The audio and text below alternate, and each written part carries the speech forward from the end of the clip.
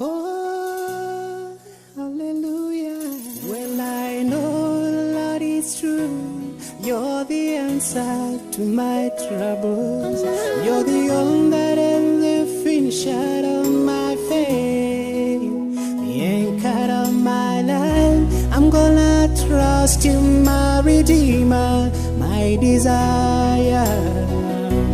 Praises Jesus, you're familiar with my weakness.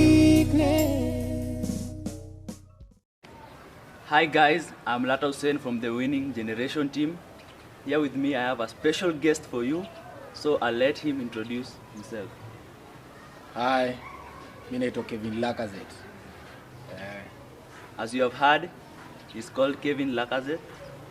He's the guest and he's going to give us mentors concerning drug and substance use. So, Kevin, how did you find yourself in that situation? Wow.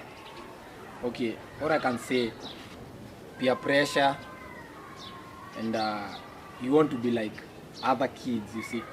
Unataka like kuwa copy what they do, ndio usionekane like uko nyuma. And so to me, nilijipata kwa drugs, design, shule, nilikuwa by then I was in form 2, it was in 2013. And kulikuwa na pressure class because class I was the short one. I guess I was the youngest in that class. I was very short, and so walikuwa wananitreat me kama mtoto, and nikajibuba hivyo. And then I came nikajipata kwa gang fulani. By that time walikuwa wanajitagaza by then, so I found myself in that group without knowing. And the year 2014 I was in form 3. Ndio ilikuwa mara yangu ya kuanza kutumia drugs, and without knowing I became addicted, and it was so tough that I tried to quit, and it was so hard for me. I really tried, but it was in vain. Later that year 2014 I found myself stealing I found myself doing other things that I didn't expect that I'll do, like stealing. And a lot of my friends have died. They have been killed, shot dead because of stealing. And this thing brought me to a place where I found myself like I want to commit suicide, because it's like for me it was at the end of the world. And nilitaka tu nikufe because friends sina, and family pia wameni reject. It came at a point that my mom herself told me, "Mi usiniite mama yako, that sijakuzaa." My friends pia and yao. So it was so hard.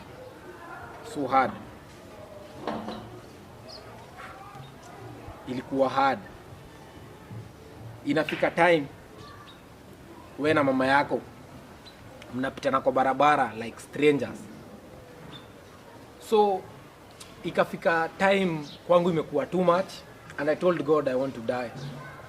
I don't see the reason that nafaa kuishi na people hawanitaki. So I was alone. So I decided nataka tu kukufa. Ilifika tu time nimeona dunia iko tu hivyo, it is dark. Nataka kukufa because your rejection, home umekataliwa, friends pia wamekukataa, it was too much for me. So I'm still addicted to drugs. I want to quit. I'm still stealing. I want to quit, but imekuwa in vain. But I remember one Friday in the evening, nilikuwa nimetoka kazi, and then I was so much stressed out that nikaamua kuingia kwa bar. The bar was just next from where I was living. So I drank, nikakunywa like nobody's business. Nikakunywa vibaya sana. And it reached at a point that nikashindwa kusimama. Niko weak. Then mwenye alikuwa waiter, mwenye alikuwa anauza hapo, nikamwambia nipeleke kwa nyumba. Then venye nilifika kwa nyumba, ka vomit and karibu nikufe. But I remember hiyo time niliambia God mimi sitaki kukufa.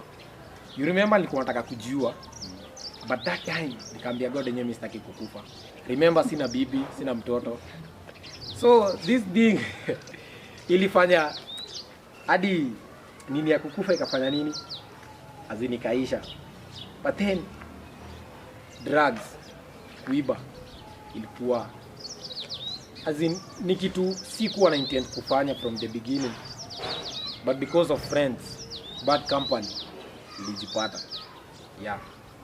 As you have heard, don't be driven by peer pressure. If you know something is wrong, just don't do it. Don't follow your peers. Do what is right. So, Kevin, what are your parents saying or your relatives about your situation? Okay, they were bored. Walifika mahali wamechoka na mimi and walitry kunimotivate, kuniambia the right way, but mimi sikusikia. But I thank God, nilisikiza God, even though I was not listening to my parents and my friends and my relatives. I listened to God and God alinisaidia. And one thing naweza ambia viewers wale wanaochuko hivyo, guys, hii world is so short. The life you are living is so short. Choose your friends wisely. Choose your friends wisely. Drugs na wizi ni vitu zitakulead uwawe ukufe bure without finishing your purpose. Hiyo ndio kitu mimi naweza waambia. So while you are there, take note. Choose your friends wisely and make God your best friend. As you have heard, you should make God your best friend. So, I have also another question for you. How did you come out from that situation? As now, you are. Wow.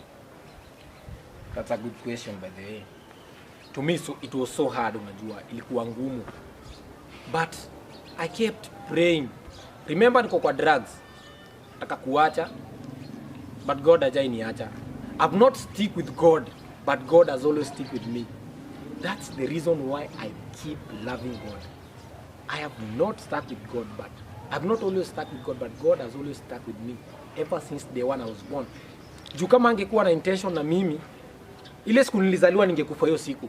But because I'm alive, najuanga God akona purpose na mimi and there's something I have to finish. Drugs siku quit mara moja. I just came to church.